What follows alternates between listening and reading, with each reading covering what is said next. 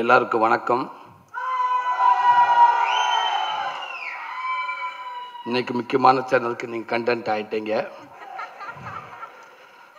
ஆமாம், ஒரு சில பேர் ஃபங்க்ஷனை பார்க்குறாங்களோ இல்லையோ, என்னோடய ஃபேன்ஸ் எங்கேருந்து வர்றாங்க, எங்கே வர்றாங்க, எத்தனை பேர் வர்றாங்க, இதைத்தான் நிறையா சேனல் நிறையா நோட் பண்ணுறாங்க. முக்கியமான செய்தியெல்லாம் அன்றைக்கி வந்துக்கிட்டே இருக்குது. அதெல்லாம் விட்டு இதைத்தான் நோட் பண்ணுறாங்க. தம்பிகள் அவங்கள அப்படி தான் சொல்லிக்கிட்டு இருக்கிட்டே இருங்கடா. தேங்க்யூ தம்பிகளே, அன்பு தம்பிகளா. என்னோடய ஃபேன்ஸுன்னு சொல்லிட்டு எனக்கு 4 பேர் இருக்கப்போ எங்கேருந்து எல்லாருமே சென்னையிலேருந்து வந்துட முடியாது. 4 ஊர்லேருந்து வர முடியும். 4 ஊர்லேருந்து வரவும் பாத யாத்திரை வர முடியாது. அவன் பஸ்ஸுலேயோ பைக்லேயோ கார்லேயோ வரதான் முடியும். பஸ்ஸுலேருந்துலாம் வர்றாங்களா சூரிக்கு ஃபேன்ஸ் அப்படின்றாங்க. இப்போ நான் மதுரையிலேருந்து வரேன், பஸ்ஸில் வராமல் எதில் வருவேன்? அதனால் உங்களுடைய சப்போர்ட் இருக்கிற வரைக்கும் இன்னும் என்னோடய ரசிகர்கள் அதிகமாகிட்டே இருப்பாங்கன்னு நினைக்கிறேன். லவ் யூ தம்பிகளா, தேங்க்யூ.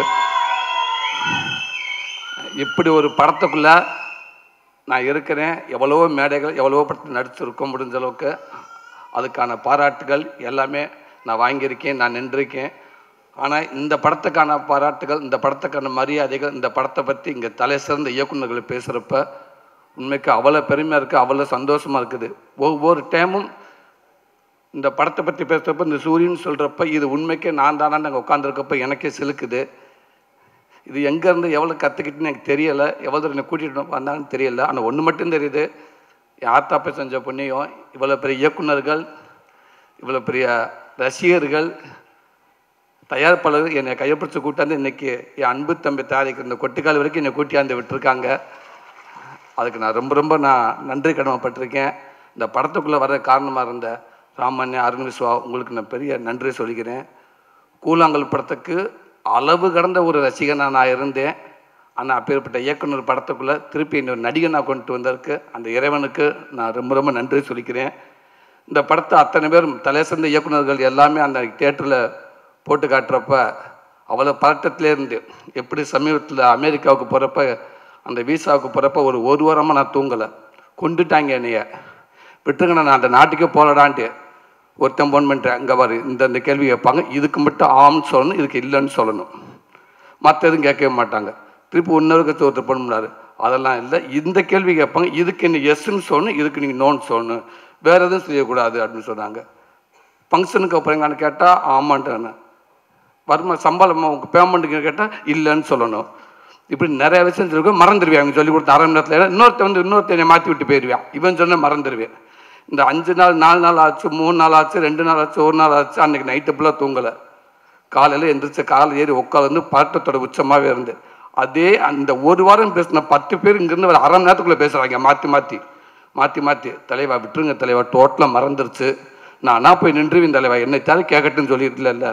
அங்கே ஒரு கண்ணாடி இருக்கும், கூட்டி போவாங்க, 3 அடிக்கு தள்ளி நிற்கணும். அந்த பக்கம் ஃபைனல்ஸ் இருப்பாங்க. நீங்கள் எங்கே போகிறீங்க, எதுக்காக போகிறீங்க, ஃபெட்னாவா எல்லாம் கேட்பாங்க. சொல்லி பதட்டத்தை உச்சமாக போச்சு. அங்கே போய் அப்படியே நின்று என்ன பேசணும்னு தெரியலை.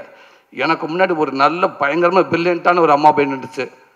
அவங்க கேட்குற கேள்விக்கு அது பயங்கரமாக ஒரு மாதிரி பதட்டமாகிடுச்சு. நான் அப்பயே முடிவு பண்ணிட்டு, இந்த அம்மாவே போல் பதறுது, நம்ம வந்துட்டு ஒரு செகண்டில் வெளில தூக்கிப்பட்டு போயிடுவாங்க நம்ம ஃபைலில் அப்படின்னு நினச்சேன். 4 வார்த்தையும் கேட்டாங்க. அவங்க சொன்ன மாதிரி கரெக்டாக ஆமான்ட்டேன். ஆமாம் எஸ் ஃபங்க்ஷனுக்கா yes, payment no yes, okay thank you அப்படின்ட்டாங்க. கடவுளே அப்படின்னு அந்த பதட்டம் மாதிரி எனக்கு இத்தனை இயக்குனர் அன்றைக்கி படம் பார்க்குறப்ப அவ்வளோ பதட்டமாக இருந்துச்சு. இவங்கெல்லாம் படம் பார்த்துட்டு என்ன சொல்ல போகிறாங்களே அப்படின்னு நினச்சேன்.